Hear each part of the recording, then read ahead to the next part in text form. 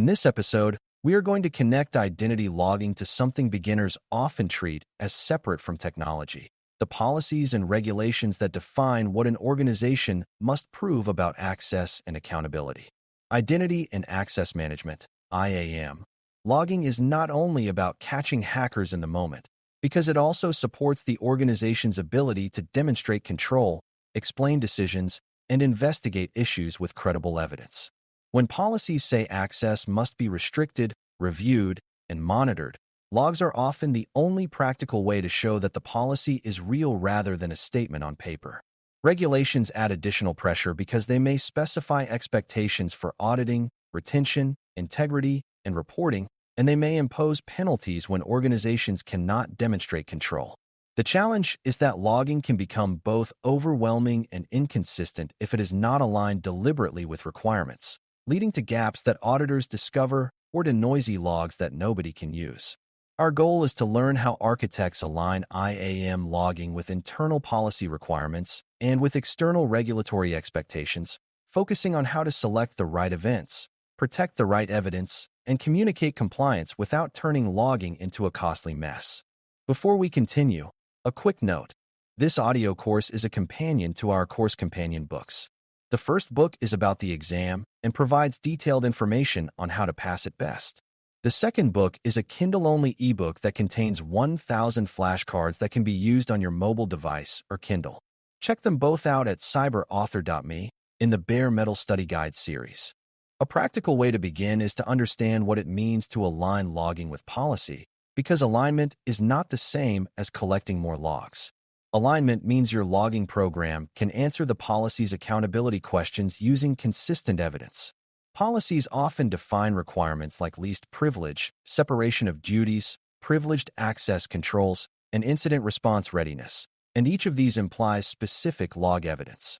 For example, if policy says privileged access must be approved and time-bounded, then you need logs that record privilege grants, elevations, approvals, and removals with clear identity attribution. If policy says access must be reviewed periodically, then you need logs or records that show reviews occurred and what decisions were made. If policy says data access is monitored, then you need events that show sensitive access patterns and potential anomalies, not just routine system noise. Alignment also means the logs are usable, meaning fields are consistent, identifiers are stable, and retention is appropriate for policy-defined investigation windows. Beginners sometimes assume policy alignment is a documentation exercise, but it is actually a design exercise. Your event model, your collection pipeline, and your reporting practices must be built to satisfy policy claims. When policy and logging align, audits become less stressful because evidence is produced naturally by the system. Regulatory alignment adds another layer because regulations typically care about both protection and proof. Payment Card Industry Data Security Standard, PCI DSS, is an example where organizations that handle cardholder data are expected to track and monitor access, especially to sensitive systems and data, and to be able to demonstrate that logging and review happen as required. General Data Protection Regulation, GDPR, is another example where personal data processing must be governed by principles like accountability, security, and appropriate protection, and where organizations may need to demonstrate that access to personal data is controlled and traceable. Even if you do not memorize every clause, the architectural idea is consistent. Regulations push you to show that you know who accessed sensitive information, that you can detect and respond to misuse, and that you can retain evidence for a defined period without exposing it unnecessarily. Regulations also raise the stakes for integrity because if logs are easy to alter, they cannot serve as credible compliance evidence. This creates a balancing challenge because regulations can increase the volume of events you must care about, while operational reality limits what analysts can handle. The architect's job is to interpret regulatory expectations into concrete logging requirements that are achievable and that support both security and compliance. Because requirements can be broad, a useful technique is to translate policies and regulations into specific logging questions that can be answered with events. Questions might include who authenticated to a sensitive system, who changed permissions, who accessed regulated data categories, and whether those actions were approved and appropriate. You also want questions about controls themselves, such as whether logging was disabled, whether audit policies changed, and whether log forwarding failed, because those control changes can undermine compliance evidence. For IAM, questions often focus on identity lifecycle events, privilege changes, authentication patterns, and authorization outcomes for high-risk actions. You then map each question to a minimal set of event types and fields, avoiding the temptation to log every minor action. This approach prevents flooding because each logged event has a clear purpose connected to a requirement. It also improves audit readiness because you can explain why each event type is captured and how it supports a specific policy or regulatory need. Beginners often struggle with ambiguity here, but the key is to be explicit. If you cannot state which requirement an event supports, it is likely not an audit event, but a troubleshooting log. Alignment begins when you draw that boundary and design accordingly. Identity attribution is one of the most important alignment requirements because both policy and regulation depend on being able to tie actions to accountable identities. That means logs must capture stable identity identifiers, not only display names, because names can change and can be duplicated. It also means distinguishing human identities from service identities, because governance expectations differ and service accounts can represent persistent risk. For compliance, it is often important to demonstrate that privileged actions were performed by authorized administrators and that privileged activity can be traced back to an accountable person or controlled automation process. In practice, that requires logging not only that an action happened, but which identity performed it, from where, and under what authorization context, such as whether an elevation was active.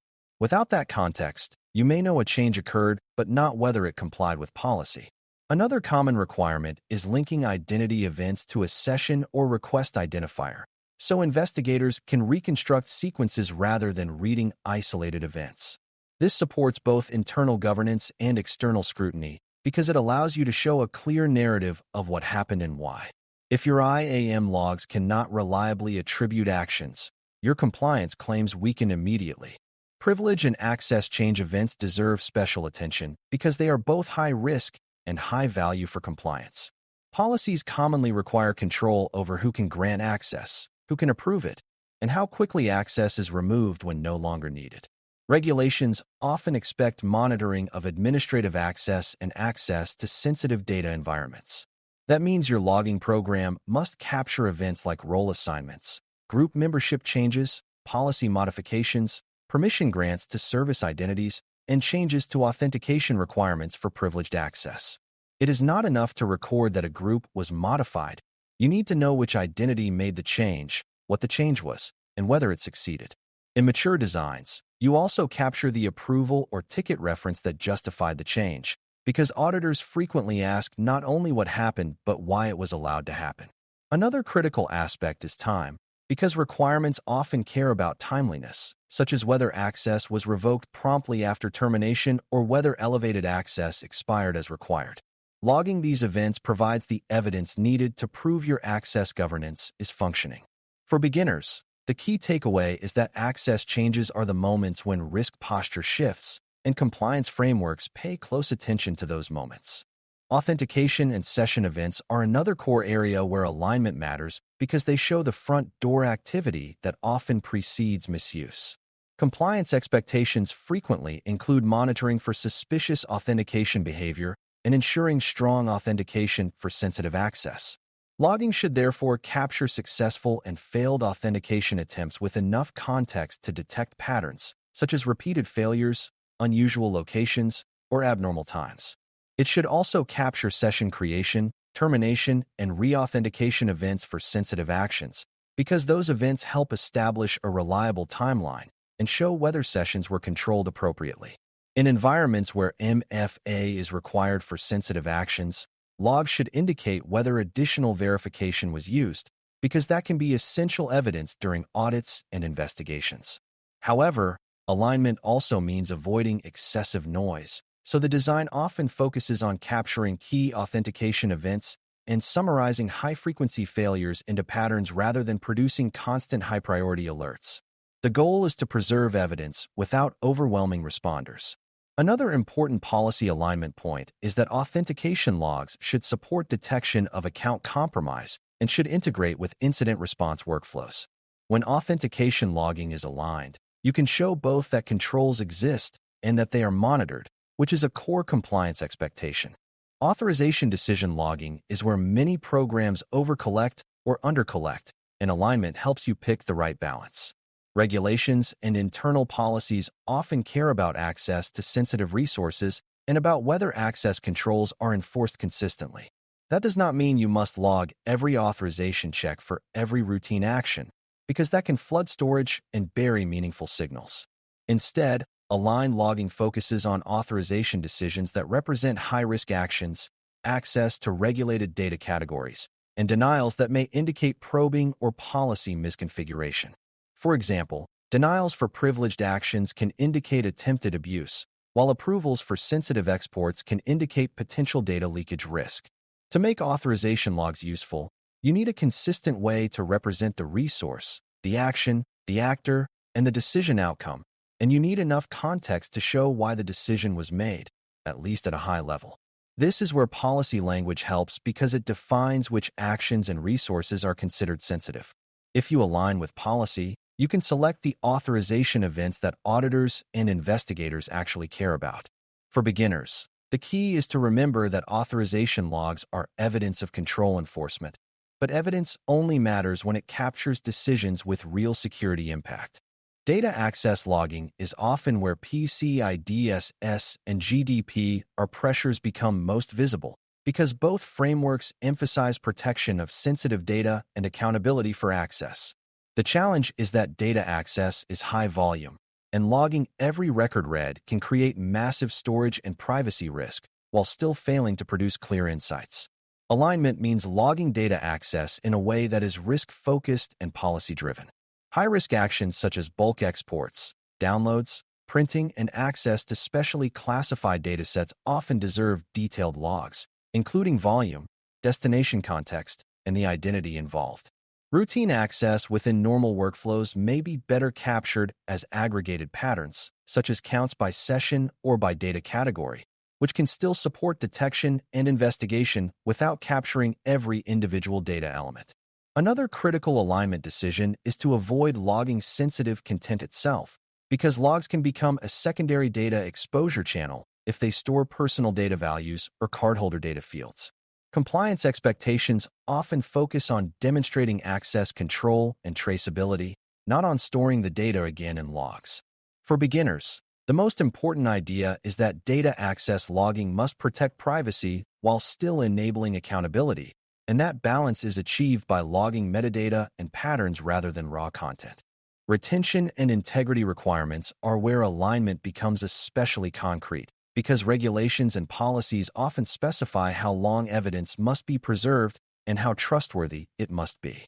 PCI DSS commonly drives retention decisions for security events affecting cardholder data environments, while GDPR can influence retention and minimization decisions due to its emphasis on limiting unnecessary retention of personal data. This creates a tension. You need logs long enough to support investigations and compliance, but you should not retain sensitive personal information longer than needed. Alignment means defining retention tiers, keeping high-value security audit events longer with strong protections, while keeping low-value operational logs for shorter periods. Integrity controls are also essential because if logs can be altered, they lose evidentiary value. That means you design access controls, separation of duties, and tamper-evident storage patterns so logs can be trusted even when systems are under attack. Another practical requirement is completeness monitoring, because auditors and investigators may question gaps in log coverage.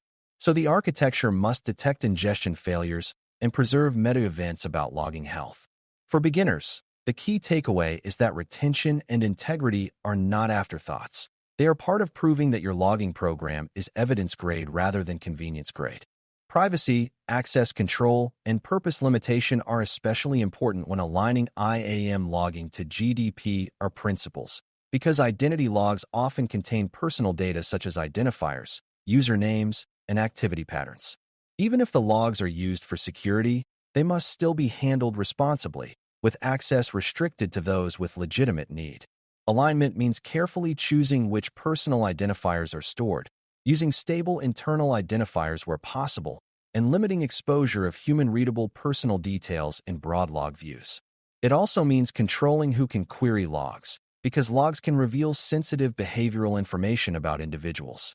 Policy alignment often requires separation of duties so that administrators cannot erase evidence of their own actions, and so that investigators can access logs without being able to modify them. Another privacy-driven design practice is minimizing what you log about content and focusing on security-relevant metadata.